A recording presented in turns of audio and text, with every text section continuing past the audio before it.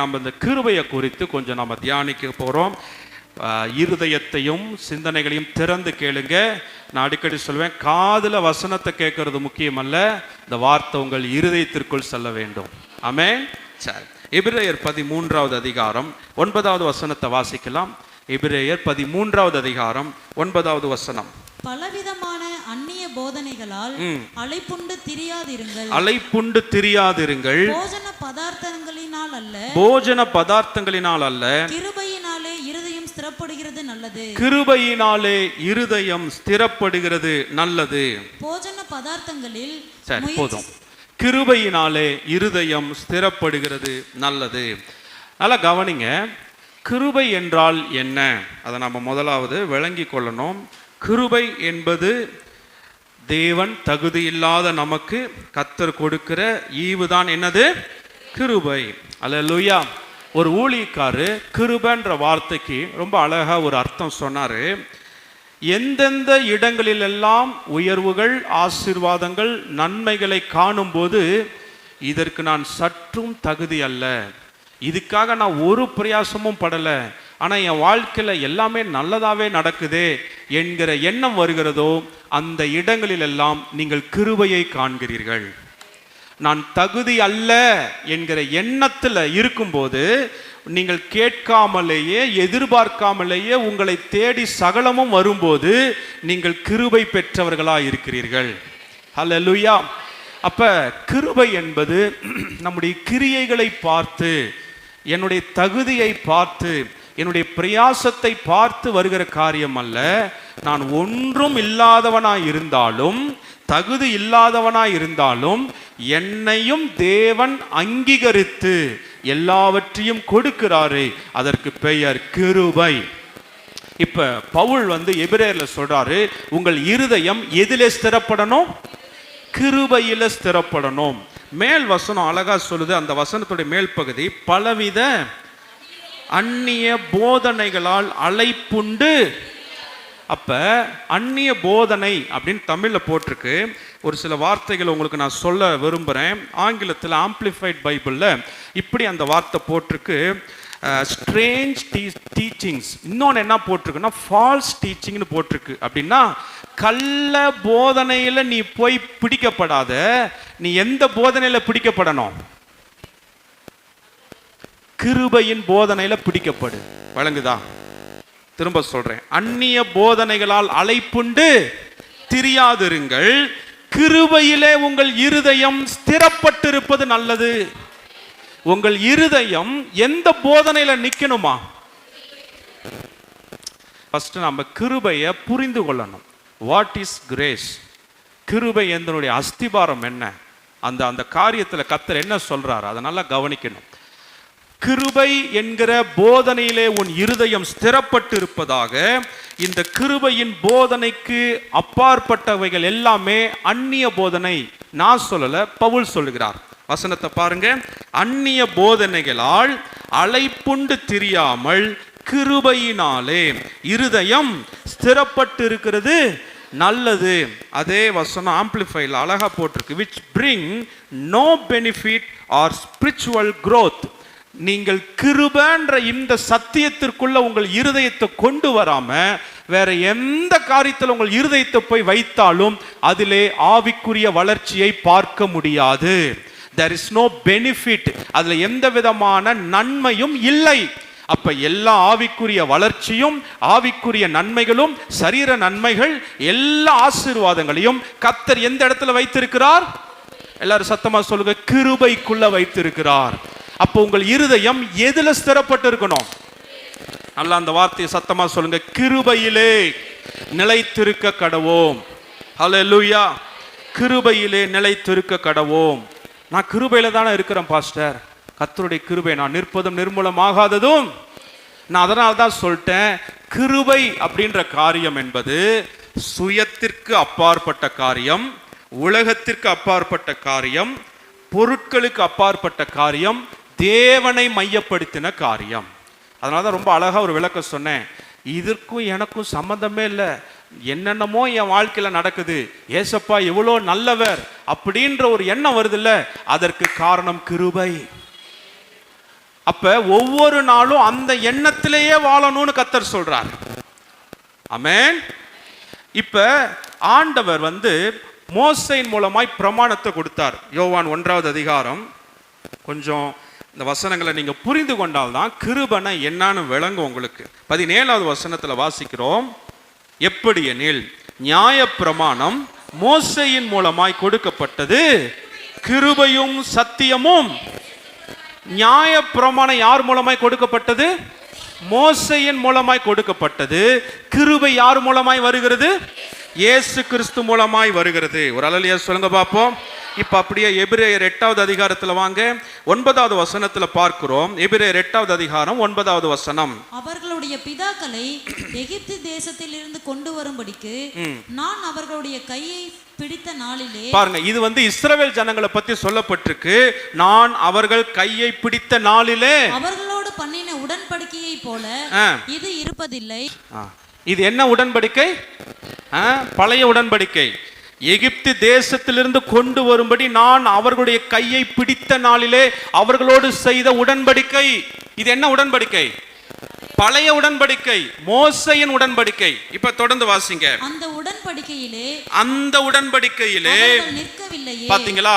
பிரமாணத்துல அவங்க நிக்கல, நானும் அவர்களை புறக்கணித்தேன் என்று கர்த்தர் சொல்கிறார். இந்த வார்த்தைகளை கேட்கிற ஒவ்வொருவரையும் உற்சாகப்படுத்துகிறேன், நல்லா கவனிங்க. பிரமாணத்துல நிக்க முடியாது.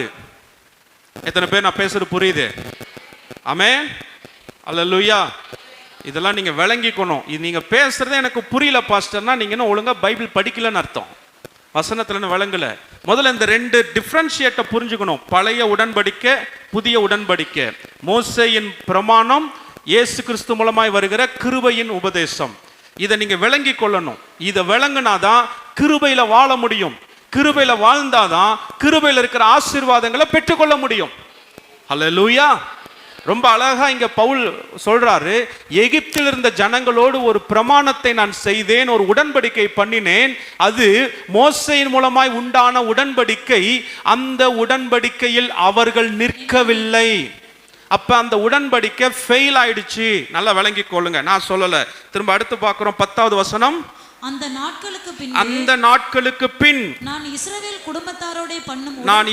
குடும்பத்தாரோடு பண்ணும் உடன்படிக்கையாவது என்னுடைய பிரமாணங்களை, நல்லா கவனிங்க, அவர்களுடைய மனதிலே வைத்து அவர்களுடைய இருதயங்களில் அவைகளை எழுதுவேன். நல்லா கவனிங்க. மோசேயின் பிரமாணம் எதில் எழுதப்பட்டது? கற்பலகை, கல்லுல எழுதினாங்க, செதுக்கி கையில கொடுத்தாங்க. ஆனால் கிருபையின் உபதேசத்துல, கிருபையின் பிரமாணத்தை கர்த்தர் இருதயத்திலே எழுதியிருக்கிறார். அல்லேலூயா.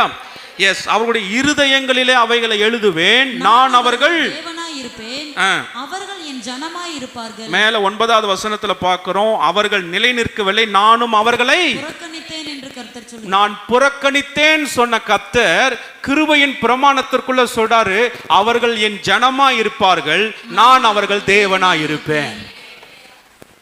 நீங்க பிரமாணத்துல இருந்துகிட்டு இருந்தீங்கன்னா புறக்கணிக்கப்பட்ட ஒதுக்கின கர்த்தரை பார்ப்பீங்க.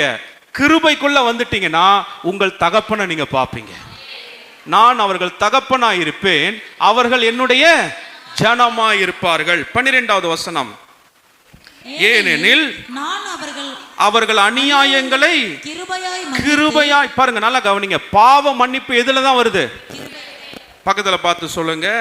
நம்முடைய பிரயாசத்தினால மன்னிப்பு வருவதல்ல, கிருபையினால் வருவது. அல்லேலூயா.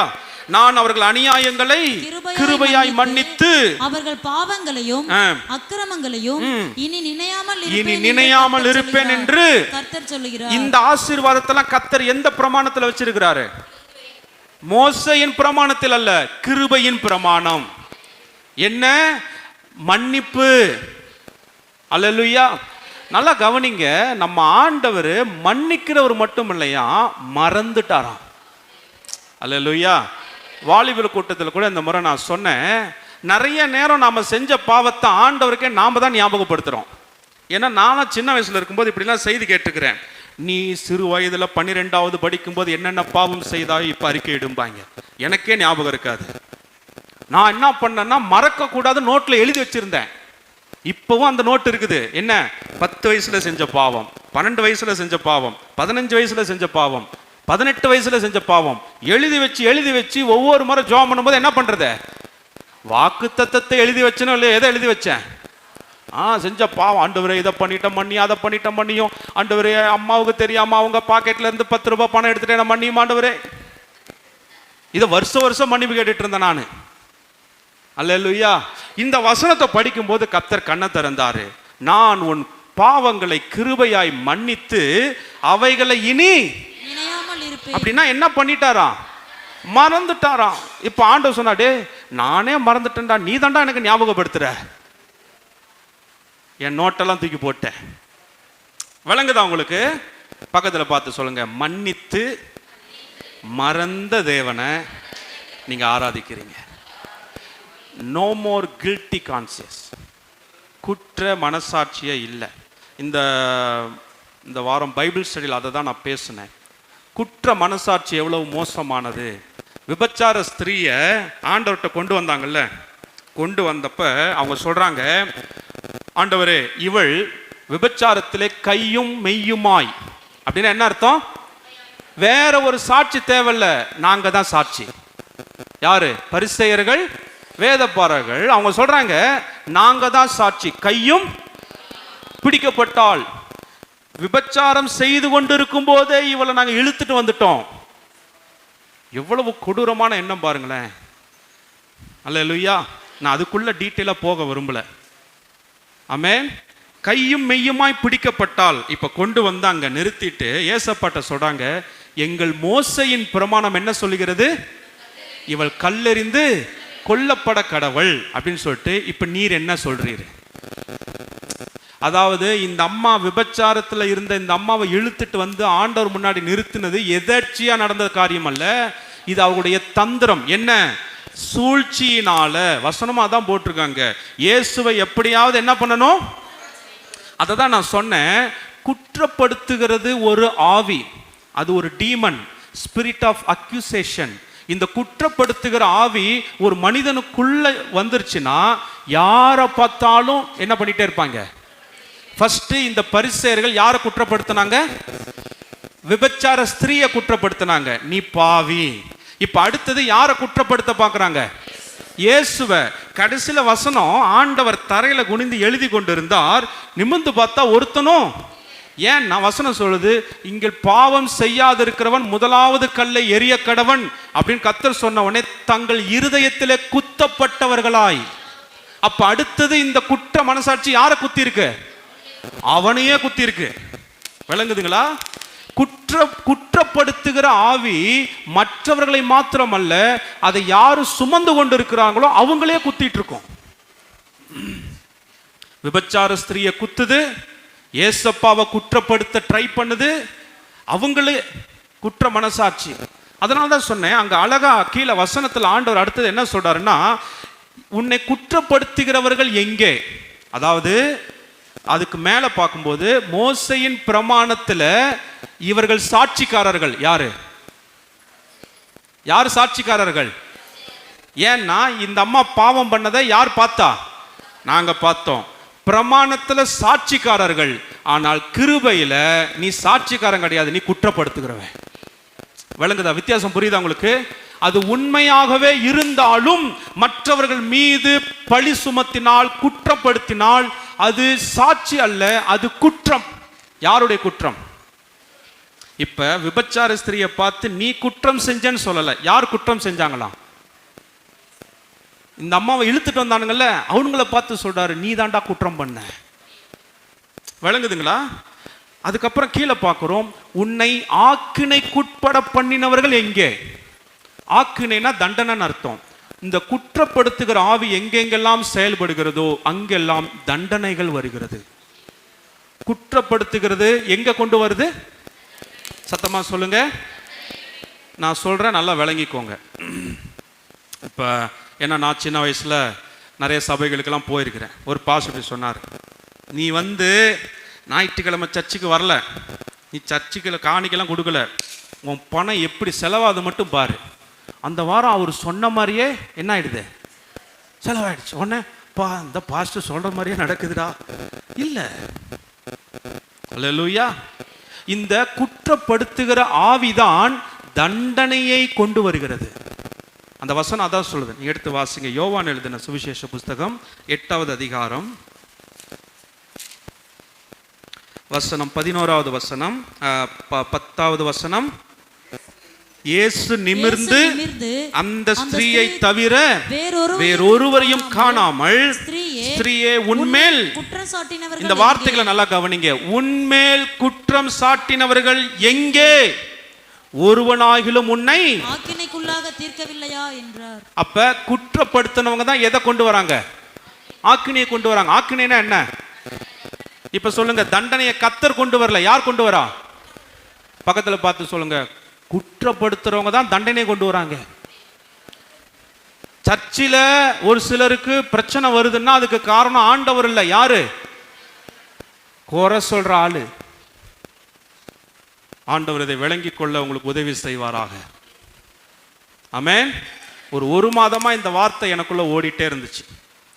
ஆண்டவர் முதல்ல உன் வாயை மூடுன்னாரு. ஸோ முடிந்தவரை குற்றப்படுத்துகிற அந்த காரியம் அது உண்மையாகவே இருந்தாலும், அவங்க பண்ணாங்க பாஸ்டர், என் கண்ணால பார்த்தேன் பாஸ்டர், ஆண்டவர் சொல்ல, நீ சாட்சியாவே சொன்னாலுமே நீ யார் தான்? நீங்க பாருங்க, மேல வசனத்துல பாருங்க, 4வது வசனம். இந்த ஸ்திரீ விபச்சாரத்தில் கையும் மெய்யுமாய், வேற சாட்சியே தேவையில்லை, நான் தான் சாட்சி, இவ பாவம் பண்ணிட்டா. ஸோ இந்த அளவுக்கு சாட்சியோட ஆதாரத்தோட நிரூபிக்க முயற்சி பண்ணினவங்கள கர்த்தர் என்ன பண்ணார்? ஆமாம்மா, உன் மேலே ஆதாரம் வந்துருச்சுமா, நான் ஒன்றும் பண்ண முடியாதுமா, அதனால் நான் கிளம்பிடுறேம்மா, அவங்க என்ன பண்ணுவோம் பண்ணிக்கோங்கப்பா அப்படின்னு சொல்லுவார்னு இவங்கெல்லாம் எதிர்பார்த்தாங்க. ஆண்டவர் தன்னுடைய ரத்தம் சிந்தப்படுவதற்கு முன்பாகவே கிருபையாய் அவளை மன்னித்து அனுப்பினார். அங்க வார்த்தை போட்டிருக்கு பாருங்க, 11வது வசனம். நானும் உன்னை ஆக்கினைக்குள்ளாக. அப்ப ஆக்கினையை எது கொண்டு வருகிறது? சொல்லுங்க, ஆக்கினையை எது கொண்டு வருகிறது? ஆக்கினைனா தண்டனை. உங்க பிள்ளைங்க ஒரு பாவத்துக்கான தண்டனை அனுபவிக்கிறாங்கன்னா அந்த பாவம் இல்லைங்க, அந்த பாவத்தை வைத்து யார் குற்றப்படுத்துகிறார்களோ அந்த குற்றப்படுத்துகிற ஆவிதான் தண்டனை கொண்டு வருகிறது. குற்றப்படுத்தக்கூடாது. நீ அதை பண்ணிட்டு இருக்கிற, உன் கைய காலை உடைச்சு ஆண்டவர் படுக்க போறாரா இல்லையா பாரு. சொன்ன மாதிரியே கைய காலை உடைஞ்சிரும். அப்ப சொல்லுவாங்க, நான் சொன்ன பார்த்தல்ல, நான் சொன்ன மாதிரியே நடந்துச்சு பாத்தியா.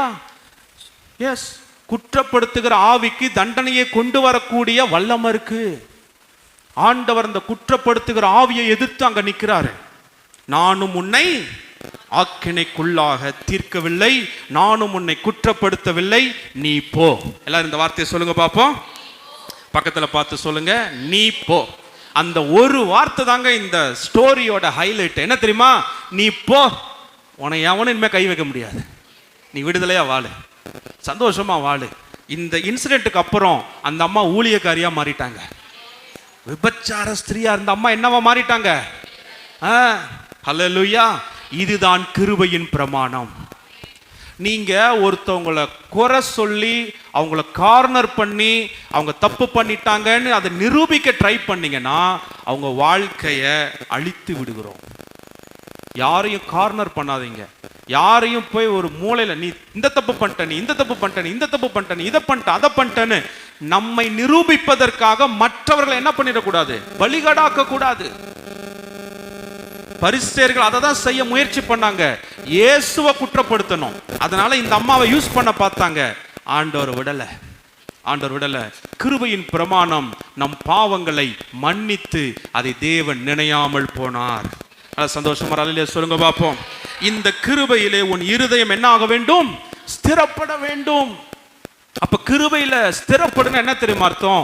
ஒவ்வொரு முறை தேவ பிரசன்னத்துக்குள்ள வந்து நிற்கும் போது குற்ற மனசாட்சி இல்லாமல், கில்ட்டி கான்சியஸ் இல்லாம பரிசுத்த முகத்தை ஆண்டவரை நோக்கி பார்த்து சொல்ல முடியும், தைரியமாய் கிருபாசன தண்டையிலே நான் ஓடி வருகிறேன். விசுவாசிக்கிறவங்க நல்ல கைகளை தட்டி ஒரு அல்லேலூயா சொல்லலாமா? தைரியமாய் கிருபாசன தண்டையிலே சேரக்கடவோம். நீங்களும் ஆண்டவரும் இணையறதுக்கு எந்த தடையுமே இல்லை. ஏசாயா 54வது அதிகாரம் கடைசி வசனம், உனக்கு விரோதமாய் உருவாக்கப்படும் எந்த ஆயுதமும். அல்லேலூயா. இந்த வசனத்தை நம்ம எல்லாத்துக்கும் பயன்படுத்துறோம். பில்லி சூனியத்துக்கு பயன்படுத்துறோம், அப்புறம் மரணத்துக்கு பயன்படுத்துறோம், எல்லா வல்லமைக்கும் பயன்படுத்துறோம். உனக்கு விரோதமாய் உருவாக்கப்படும். உனக்கு ஆக்சுவலா அந்த இடத்துல சொல்லப்பட்டது யாருக்காகனா குற்றப்படுத்துகிற வல்லமை. அந்த வசனத்தை வாசிங்க. உனக்கு விரோதமாய் 54வது அதிகாரம் ஏசாயா கடைசி வசனம் 17வது வசனம். எஸ்.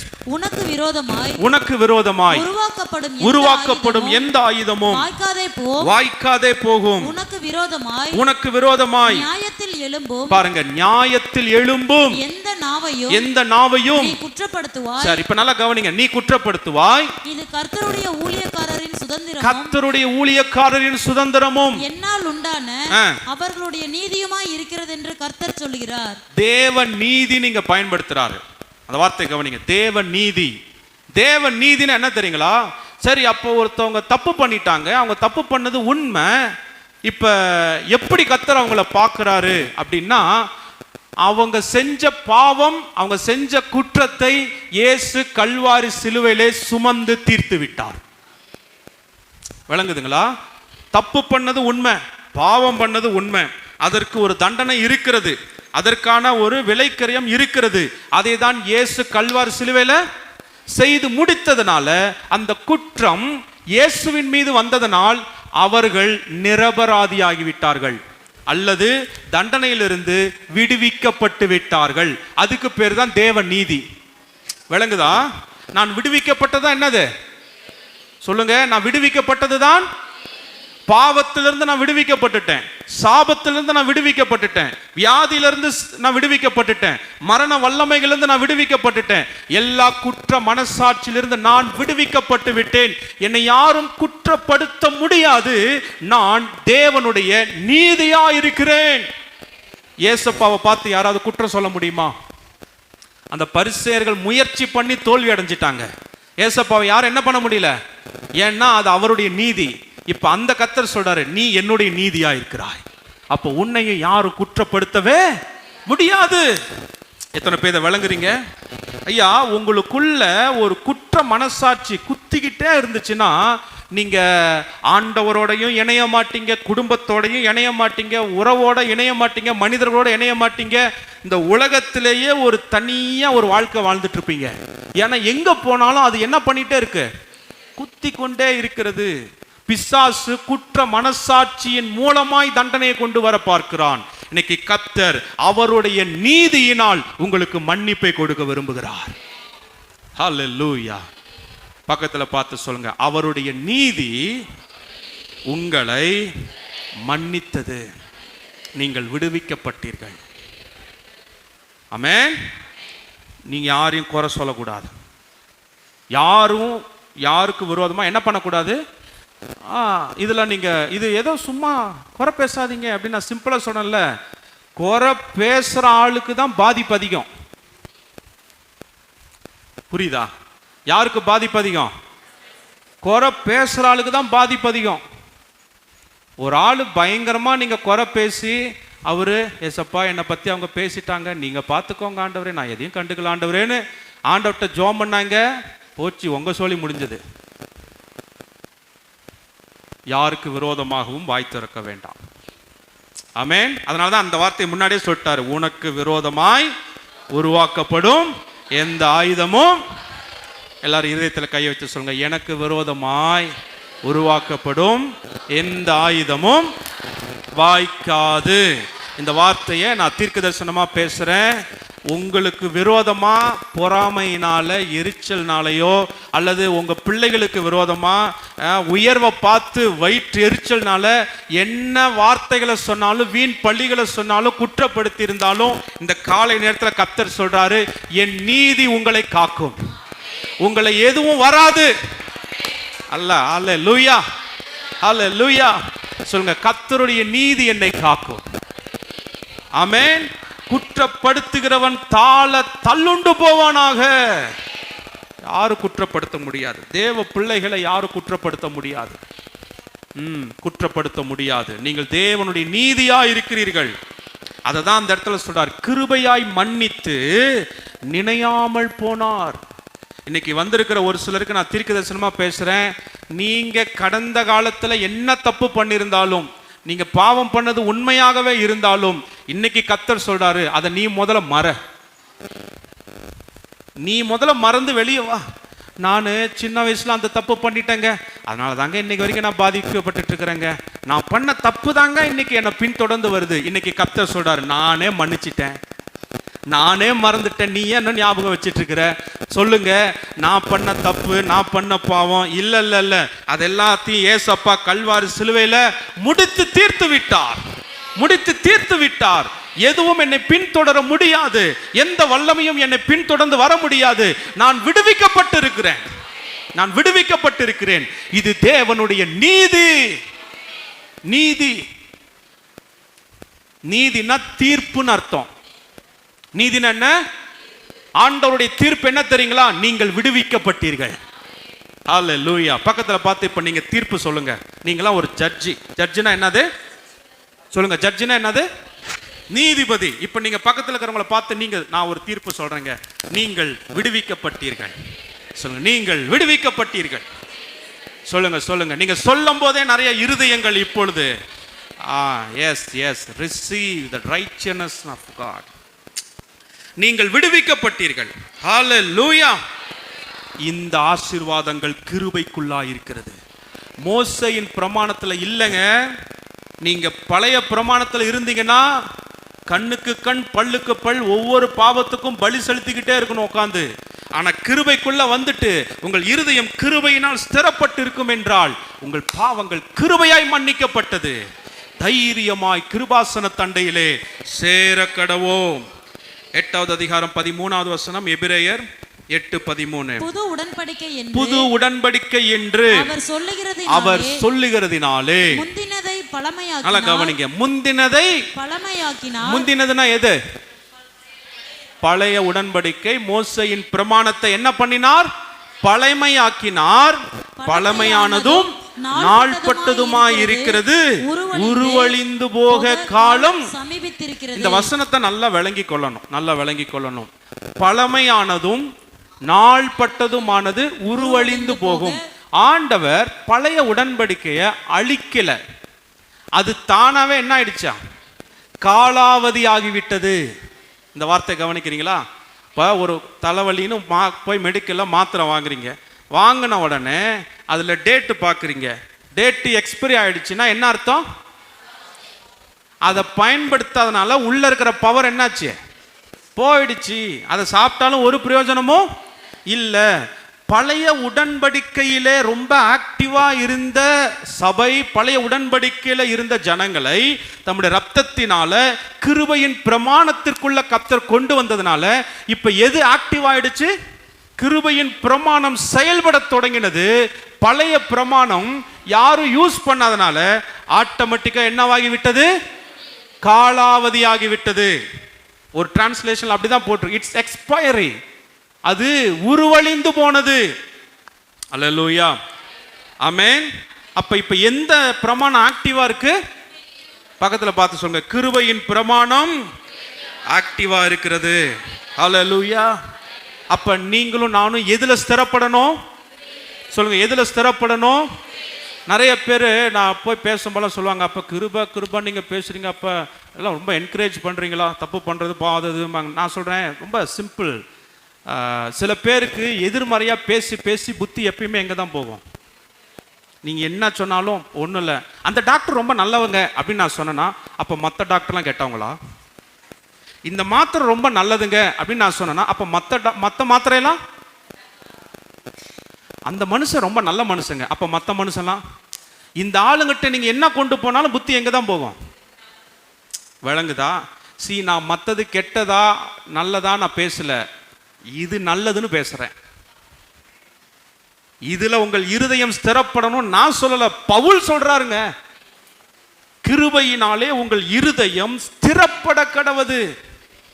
நான் சொல்லட்டா, பிரமாணத்தை விட கிருபை தான் ரொம்ப டிஃபிகல்ட்டான லைஃப். பிரமாணத்தில் அவர் என்னென்னலாம் சொன்னாரோ செஞ்சுட்டு ஈஸியாக போயிட்டே இருந்திருக்கலாம். கிருபை என்ன தெரியுங்களா? 24 மணி நேரமும் அப்பாவோடைய இருக்கணும், டைட்டா அந்த பிரசன்னத்திலே இருக்கணும். விளங்குதா உங்களுக்கு? அல்ல ஒரு அலையில சொல்லுங்க பாப்போம். அந்த உறவுல எப்படி இருக்கணும்? பழைய பிரமாணத்துல வாரத்துக்கு ஒரு நாள் ஞாயிற்றுக்கிழமை போய் சர்ச்சில் உட்காந்து ஹல்லேலூயா சோத்திரம் டாட்டா பாய் பாய் அப்படின்ட்டு போய் வாரம் ஃபுல்லா என்ன வேணா செஞ்சுட்டு திரும்ப வரும்போது ஒரு புறாவையோ ஆட்டுக்குட்டியோ மாட்டுக்குட்டியோ தீட்டு வந்து பலி செலுத்தி ஆண்டவரே என்ன மன்னியும் ஆண்டவரே அப்படின்னா எல்லாம் மன்னிச்சாச்சு. திரும்ப அடுத்த வாரம் போய் என்ன பண்ணலாம்? என்ன வேணா பண்ணலாம். ஆனா இங்க கிருபை எப்படி தெரியுமா? காலைதோறும் அவருடைய கிருபைகள் புதியதாக இருக்கிறது. நான் நிற்பதும் நிர்மூலமாகாததும் கர்த்தருடைய சுத்த கிருபையாக இருக்கிறது. வாழ்நாள் எல்லாம் அவருடைய கிருபை எனக்கு போதுமானது. அப்ப 24 மணி நேரமும் 365 நாளும் வாரத்தின் 7 நாளும் அப்பாவோடையே இருக்கிறோம்ல, அதுதான் கிருபை. இப்ப சொல்லுங்க, எது கஷ்டம்? எது கஷ்டம் சொல்லுங்க, பக்கத்துல பார்த்து சொல்லுங்க, ஐயா அதை விட இதுதான் கஷ்டம். கஷ்டம்னா என்னடா அப்படி பார்க்காதீங்க, இது அவ்வளோ ஈஸி. உள்ள வந்துட்டீங்கன்னா தேன் போல இருக்கும். நல்ல ஒரு அலையில சொல்லுங்க பார்ப்போம். கிருபையிலே உங்கள் இருதயம் ஸ்திரப்படுகிறது, நல்லது. கிருபைனா வேற ஒண்ணுமே இல்லை. அப்பா கிருபையை குறித்ததான ஒரு தெளிவு வரட்டும். அல்லேலூயா. அப்பா இதுக்கும் எனக்கும் சம்பந்தம் இல்லப்பா, நான் இதுக்கெல்லாம் தகுதி இல்லப்பா, எல்லாமே உங்களால அப்படின்னு எந்த இடத்துல நிக்கிறீங்களோ அப்ப நீங்க கிருபைக்குள்ள வந்துட்டீங்க. ஆமென். என் ஜெபத்தினால அல்ல, என் வசனத்தினால அல்ல, என் ஞானத்தினால அல்ல, என் சுயத்தினால அல்ல, எல்லாமே நீங்க தான்ப்பா. அதுக்கு பேர் தாங்க கிருபை.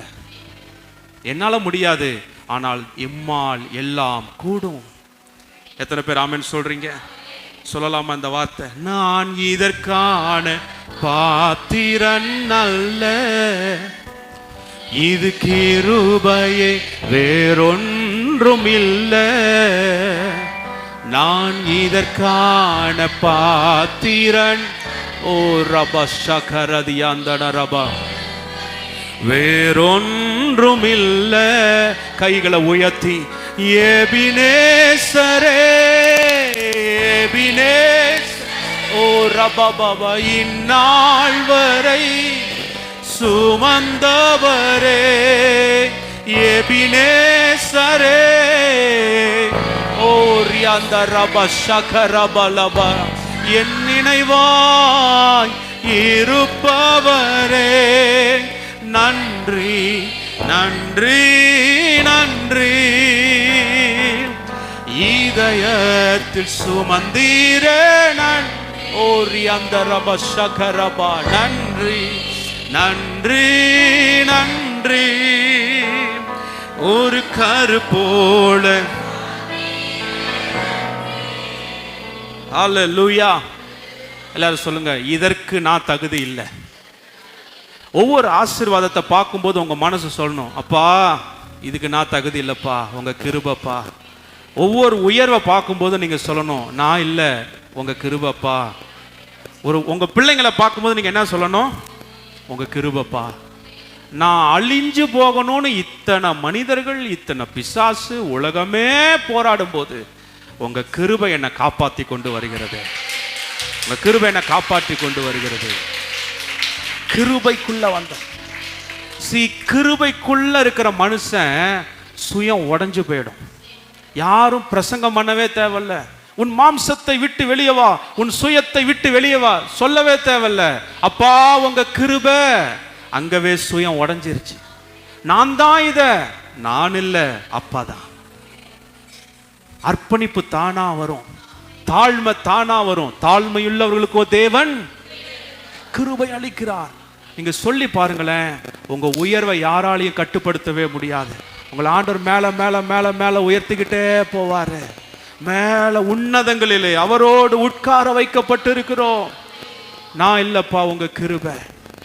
உங்க இருதயம் கிருபையோட இணைஞ்சிருச்சுன்னா உங்க சுய பலம், சுய ஞானம், உங்க டேலண்ட், உங்களுடைய எல்லாமே ஒரு பெருசா தெரியாது. உங்களை பத்தி 4 வார்த்தை 4 பேர் புகழ்ந்து சொன்னா கூட உங்க இருதயம் சொல்லும், நான் இல்லப்பா, நான் இதற்கான. நம்புறீங்களா அந்த வார்த்தைய? பக்கத்துல பார்த்து சொல்லுங்க, நான் இல்லைங்க, அப்பாவோட கிருபை, ஆண்டவரோட கிருபை. கிருபைக்குள்ள வந்துருங்க. பவுல் தன்னுடைய உடன் ஊழியக்காரன் தீமோத்தை பார்த்து சொல்றாரு, கிருபையிலே பலப்படு. எதுல பலப்படு அப்படின்னா என்ன தெரியுமா? டேய் நீ உனக்குள்ள பலப்படாத. உன் டேலண்ட்ல, உன் திறமையில, உன் ஞானத்துல, உன்னோட எபிலிட்டியில உனக்கு இவ்வளோ சொத்து இருக்கு, உனக்கு இவ்வளோ பணம் இருக்கு, உன் பிள்ளைங்க அவங்க இவங்க இல்ல இல்ல இல்ல. நீ எதுல பலப்படணும்? கிருபையில பலப்படு. அப்படின்னு என்ன தெரியுமா? நான் அல்ல, அப்பா தான் எல்லாமே, அப்பா தான் எல்லாமே. எத்தனை பேர் அந்த ஒரு இடத்துக்கு வரீங்க? ஆண்டவரே நீங்க தான்ப்பா. இன்னைக்கு உங்க பிள்ளைகள் சந்திக்கிற உயர்வுகளுக்கு காரணம் ஆண்டவருடைய கிருபை. உங்க குடும்பத்துக்கு கர்த்தர் கொடுக்கிற ஆசீர்வாதத்துக்கு காரணம் அவருடைய கிருபை. நீங்க அச்சீவ் பண்ற எல்லா வெற்றிக்கும் காரணம் தேவன் உங்க மீது வைத்த கிருபை. கிருபை. ஹல்லேலூயா. அந்த கிருபைக்கு உண்மையா இருக்கணும்பா. உண்மைனா வேற ஒண்ணுமே இல்லை. நான் இல்லப்பா, நீங்க தான், அவ்வளவுதான். சரண்டர் ஆயிரணும், போய் காலில் விழுந்துடணும். அப்பா நீங்க தான், நான் அல்ல, நீரே. எத்தனை பேர் ஆமேன்னு சொல்றீங்க? கர்த்தர் ரொம்ப நல்லவர். இந்த சூழ்நிலையில, இந்த அட்மாஸ்பியர்ல உங்களை கிருபை பலப்படுத்தி கொண்டு இருக்கிறது. எத்தனை பேர் அதை உணர்றீங்க? உங்க சரீரம் சுகமாகி கொண்டு இருக்கிறது. எஸ், உங்க சரீரம் சுகமாகி கொண்டிருக்கிறது. உங்க உள்ளத்துல, இருதயத்தில் இருக்கிற காயங்கள் எல்லாம் மாறிக்கொண்டு இருக்கிறது. எத்தனை மனிதர்கள் உங்களுக்கு விரோதமா பேசட்டுமே, உலகமே உங்களை நிறைய காயப்படுத்தட்டுமே, கிருபை உங்களை சுகமாக்கும். கிருபை உங்கள் இருதயத்தை சுகமாக்கும். 3 யோவான்ல வாசிக்கிறோம், பிரியமானவனே உன் ஆத்துமா வாழ்கிறது போல நீ எல்லாவற்றிலும் வாழ்ந்து. அந்த பிரியமானவனே அது கிருபை. பழைய உடன்படிக்கையில யாரையுமே ஆண்டவர் பார்த்து என்ன சொல்லல? பிரியமானவனேன்னு சொல்லலங்க. ஏன்னா கிரியையை பார்க்கிறாரு, பிரியமானவனு பார்க்கல. எப்படி பார்க்கிறாரு? உன் கிரியைகள் எனக்கு முன்பாக எப்படி இருக்கிறது? உண்மையா இருக்கிறியா? ஜெபம் பண்றியா? பைபிள் படிக்கிறியா? ஊழியம் செய்றியா? அதை பண்றியா? இதை பண்றியா? ஆனா இப்போ உங்களை பார்க்கும்போது கிரியைகள் அல்ல, கிருபையை பார்க்கிறார். என் பிள்ளை, அந்தப்படியே நீங்கள் பயப்படுகிறதுக்கு அடிமைத்தனத்தின் ஆவியை பெறாமல் அப்பா பிதாவே என்று கூப்பிட பண்ணுகிற நான் பிள்ளையா மாறிட்டேன். அதுதான் கிருபை. எத்தனை பேர் ஆமென் சொல்றீங்க? சொல்லுங்க எல்லாரும். நான் பிள்ளையா இருக்கிறேன், நான் ஆண்டவருக்கு என்னவா இருக்கிறேன்? எஸ், இது கிருபை. அடுத்து இன்னொரு கிருபை என்ன தெரியுங்களா? கலாத்தியர் 3வது அதிகாரம் 14, 15, 13, 14. கலாத்தியர் 3, 13, 14. மரத்திலே தூக்கப்பட்ட எவனும் சபிக்கப்பட்டவன் என்று எழுதியிருக்கிறபடி கிறிஸ்து நமக்காக சாபமாகி நியாயப்பிரமாணத்தின் சாபத்திற்கு நம்மை நீங்களாக்கி மீட்டுக் கொண்டார். அல்லேலூயா. சாபத்து நின்று மீட்டுக் கொண்டார். இது கிருபை.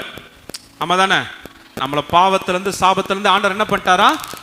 நியாயப்பிரமாணத்திலிருந்து மீட்டுக் கொண்டார்னா மோசையின் பிரமாணத்திலிருந்து உங்களை அப்படியே தூக்கிட்டாரு. ஓகேவா? இப்ப அடுத்த வார்த்தை, ஆபிரகாமுக்கு உண்டான ஆசீர்வாதம், ஆசீர்வாதம் கிறிஸ்து இயேசுவினால் பிரஜாதிகளுக்கு வரும்படியாக எனக்கு வரும்படி ஆவியை குறித்து சொல்லப்பட்ட வாக்குத்தத்தத்தை நாம் விசுவாசத்தினாலே பெரும்படியாகவும் இப்படி ஆயிற்று. இதுதான் கிருபை. என்ன கிருபை? புறஜாதிங்க. நம்ம யாரு? இங்க யாராவது இஸ்ரேல் இருக்குங்களா? யூதர்கள் இங்க யாராவது இருக்கிறீங்களா? பாஸ்டர், எங்க ஒண்ணு விட்ட தாத்தா வந்து யூதர்கள் தாத்தா, யூதர், அப்படி யாராவது இங்க இருக்கிறீங்களா? இல்ல, நாமெல்லாம் யூதர்கள் இல்ல, நாமெல்லாம் புறஜாதிகள். ஆனால் புறஜாதியாகிய நம்மை ஆண்டவர் தெரிந்து கொண்டு அவருடைய பிள்ளையாய் மாற்றிவிட்டார். இது கிருபை. இது கிருபை. அப்ப கிருபை என்னை பாவத்திலிருந்து மீட்டுக் கொள்கிறது, சாபத்திலிருந்து மீட்டுக் கொள்கிறது, வியாதியிலிருந்து மீட்டுக் கொள்கிறது. அதோட நின்று விடாமல் அடுத்த வார்த்தை ஆசீர்வாதத்தை கொடுக்கிறது. கிருபை எதை கொடுக்கிறது? எல்லாரும் சொல்லுங்க. இப்பதான் நான் செய்திக்குள்ளேயே வரேன். எத்தனை பேர் கிருபையை புரிஞ்சிட்டீங்க? கிருபை உங்களை காப்பாற்றி மீட்டு கொண்டது. உங்களை எகிப்திலிருந்து விடுதலை ஆக்கிருச்சு. இப்ப வனாந்தரம், அடுத்தது கானான். எல்லாரும் சொல்லுங்க. வனாந்தரம், கானான். எகிப்திலிருந்து விடுதலையானது கிருபை.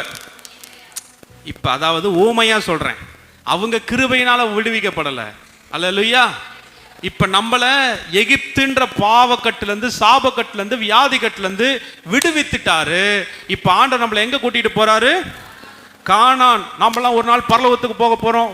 பரலோகத்தை பத்தி நான் சொல்லல, நித்திய ஜீவன் தான் கானான். எல்லாரும் சொல்லுங்க, சத்தமா சொல்லுங்க. கிருபை எதை உண்டாக்குகிறது? நித்திய ஜீவனை உண்டாக்குகிறது. நித்திய ஜீவன் என்றால் தேவனோடு இருக்கிற உறவு. யோவான்ல வாசிக்கிறோம், பிதாவாகிய தேவனையும் இயேசு கிறிஸ்துவையும் அறிவதே எது நித்திய ஜீவன்? அறிவதே. Understanding the father and the son of Jesus. Hallelujah. இயேசுவையும் பிதாவையும் அறிவதே நித்திய ஜீவன். அப்படின்னா உறவு தான் நித்திய ஜீவன். கிருபை எங்க கொண்டு வருது? உங்களை உறவுக்குள்ள கொண்டு வருது. அல்லேலூயா. இப்ப இந்த நித்திய ஜீவன் என்கிற கானானுக்கு வரணும்னு சொல்லி எகிப்திலிருந்து கர்த்தர் புறப்பட பண்ணும்போது வெறுமையா வரல, தங்கத்தோடும் பொருட்களோடும் வந்தார்கள். விடுதலையான உடனே கர்த்தர் என்ன கொடுக்கிறாரா? வெள்ளியோடும் பொன்னோடும். பக்கத்துல பார்த்து சொல்லுங்க, விடுதலையான உடனே கர்த்தர் என்ன கொடுக்கிறாரு?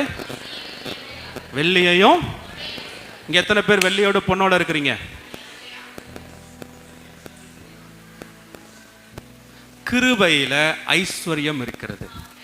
2 வாரத்துக்கு முன்னாடி நான் பேசினேன்ல, ஐஸ்வர்யத்தை யார் கொடுக்கிறா? ஐஸ்வர்யமும் கனமும் என்னுடையது ஆண்டவர் சொன்னார். பிரசங்கில நாம வாசிக்கிறோம், கர்த்தர் அவனுக்கு ஐஸ்வர்யத்தையும் நிலையான பொருளையும் கொடுத்தார். அப்ப ஐஸ்வர்யத்தை யார் தான் கொடுக்கிறா? இத கர்த்தர் இப்ப என்ன பண்றாரா? கிருபைக்குள்ள இருக்கிறவங்கள ஆண்டவர் ஐஸ்வர்யத்தை கொடுக்கிறார். பவுல் ஒரு இடத்துல சொல்றாரு, கிருபையின் ஐஸ்வர்யத்தின்படியே. என்ன ஐஸ்வர்யத்தின்படியே? கிருபையின் ஐஸ்வர்யம். இஸ்ரவேல் ஜனங்கள் முந்தன நாள் வரைக்கும் அடிமை, சாப்பாட்டுக்கே வழி இல்லை. அன்று இரவு விடுவிக்கப்பட்டு எகிப்திலிருந்து வெளியே வரும்போது பொன்னோடும் பொருளோடும் புறப்பட்டார்கள். அப்ப கிருபை உங்களை முதலாவது விடுவிக்கிறது, இரண்டாவது ஐஸ்வர்யவான்களாய் மாற்றுகிறது.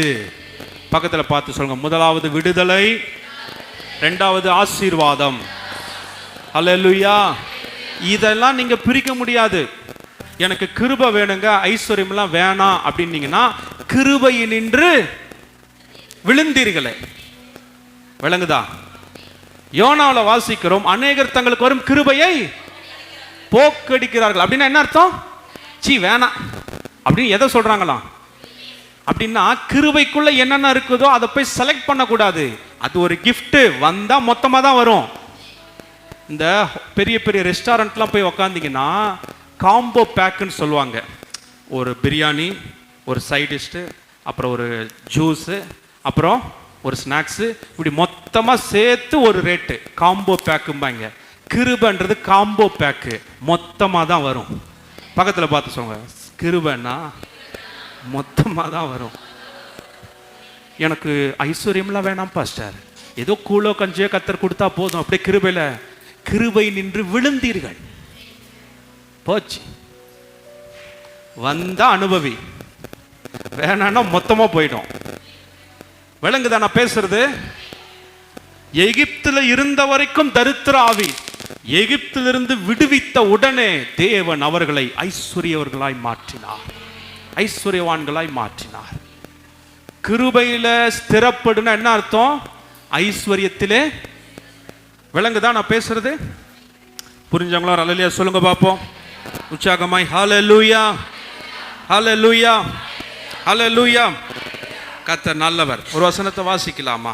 யாத்திராகமத்தின் புஸ்தகம் 3வது அதிகாரம் 17வது வசனம். நான் உங்களை எகிப்தின் சிறுமையிலிருந்து நீக்கி பாலும் தேனும் ஓடுகிற தேசமாகிய கானானியர். அப்ப இங்க நல்லா கவனிங்க, எகிப்தின் சிறுமை அப்படின்னா அடிமைத்தனம், பாவம், சாபம், அங்கிருந்து விடுதலையாக்கின உடனே கர்த்தர் அடுத்த ப்ராமிஸ் என்ன கொடுக்கிறார்? வாக்குத்தத்தம், பாலும் தேனும் ஓடுகிற கானான். பாலும் தேனும் அப்படின்ற வார்த்தை மூல பாஷையில என்ன போட்டிருக்குன்னா, ஐஸ்வர்யமான வாழ்க்கைக்குள்ள நான் நடத்துகிறேன். பாலும் தேன் என்ன? கானான்ல போய் ஆண்டவர் 3 நேரமும் பாலும் தேனுமா கொடுத்துட்டு இருந்தாரு. இந்த 1 லிட்டர் பால், அப்புறம் 1 பாட்டில் தேன், 1 லிட்டர் பால். என்ன நான் என்ன சொன்னேன் உனக்கு? புரியுதா? பாலும் தேனும்னா என்ன அர்த்தம்? செழிப்பான வாழ்வு. விளங்குதா? செழிப்பான வாழ்வு. கிருபைக்குள்ள செழிப்பு இருக்கிறது. அந்த செழிப்பையும் கிருபையும் இரண்டாய் பிரிக்கவே முடியாது, பிரிக்கவே முடியாது. இப்ப என் வாழ்க்கையில செழிப்பு இல்ல பாஸ்டர்னா நீங்க இன்னும் கிருபைக்குள்ளேயே வரல. புரிஞ்சவங்களோ நல்ல சொல்லுங்க பார்ப்போம். சந்தோஷமாய் ஹல்லேலூயா. 12வது அதிகாரம் 35வது வசனம். மோசே சொல்லி இருந்தபடி இஸ்ரவேல் ஜனங்கள் எகிப்தியரிடத்தில் வெள்ளியுடைமைகளையும் பொன்னுடைமைகளையும் வஸ்திரங்களையும் கேட்டார்கள். 36 கர்த்தர் ஜனங்களுக்கு எகிப்தியரின் கண்களில் தயவு, அதுதான் கிருபை கிடைக்கும்படி செய்ததினால் கேட்டதை அவர்களுக்கு கொடுத்தார்கள். இவ்விதமாய் அவர்கள் எகிப்தியரை கொள்ளையிட்டார்கள். இதுதான் கிருபை. உங்க மேல கிருபை இருந்துச்சுன்னா உங்களுக்கு எல்லாம் தானா வரும், தேடி வரும். சொல்லுங்க, எல்லாம் என்ன தேடி வரும், என்னை தாண்டி வரும். இன்னொரு இடத்துல போடு, எகிப்தியரின் சம்பாத்தியமும் எத்தியோப்பியரின் வர்த்தக லாபமும் உன்னிடத்திற்கு தாண்டி வரும். அது என்ன தாண்டி வரும்? எத்தனை தடைகளை பிசாசு போட்டாலும் அங்க அப்படி ஒரு மேம்பாலத்துல ஏறி, பிரிட்ஜ் மேல ஏறி நேரம் எங்க வந்து இறங்கும். சில பேருக்கு புரியல. இன்னும் பக்கத்துல பார்த்து சொல்லுங்க, ஆண்டவர் பாலம் கட்டிட்டாரு. பிசாசு தடையை உண்டாக்குனால அது மேல கர்த்தர் பிரிட்ஜ் பாலத்தை உண்டாக்கிட்டாரு. உன்னிடத்திற்கு தாண்டி வரும், உன்னிடத்திற்கு தாண்டி வரும், தாண்டி வரும். ஹல்லேலூயா, ஹல்லேலூயா. உற்சாகமாய் ஹல்லேலூயா.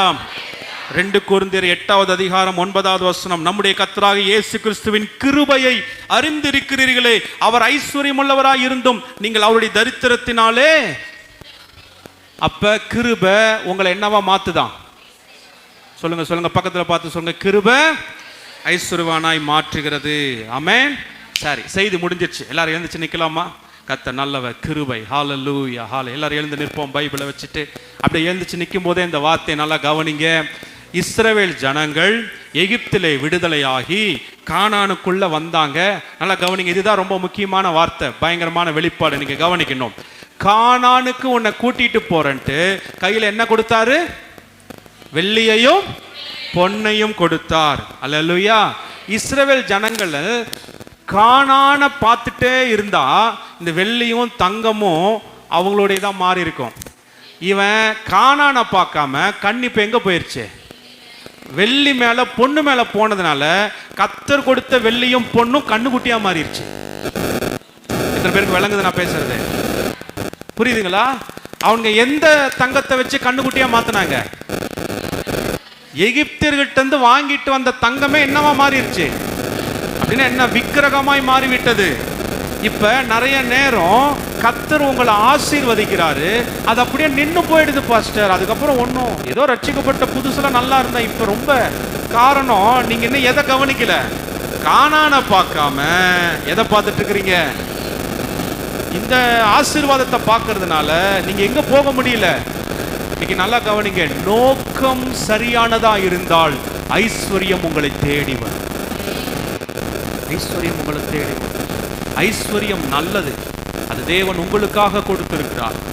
கடந்த முறை நான் பேசும்போது சொன்னேன், தங்கத்தை வெள்ளிய எந்த மனுஷனும் உண்டாக்கல, படைக்கல, உருவாக்கல, கர்த்தரே உண்டாக்கினார். ஏதேன் தோட்டத்திலே ஆற்றுக்கடியில் என்ன இருந்தது? பொன் விளையும். ஏதேன் தோட்டத்தில் என்ன இருந்துச்சா? பொன் இருந்தது. அது தேவன் உண்டாக்கினது, அது ரொம்ப நல்லது. அதை குறித்ததான நோக்கங்கள் மாறும்போது அதுவே விக்கிரகமாய் மாறிவிடுகிறது. அதனால்தான் சொன்னேன், கிருபை உங்களை அப்பாவுக்கு நேரா நடத்தும், ஆண்டவருக்கு நேரா நடத்தும். நீங்க அவர் முகத்தை பார்க்கும்போது அவருடைய ஐஸ்வர்ய சம்பூரணம் உங்க வாழ்க்கையை நிரப்பும். இதை புரிந்து கொண்ட தாவீது சொல்லுகிறான், நன்மையும் கிருபையும் என்னை தொடரும். நான் கர்த்தருடைய வீட்டிலே நான் யாரை தேடுவேன்? அப்பாவை தேடுவேன். அவர் என்னை ஐஸ்வர்யவானாய் மாற்றுவார்.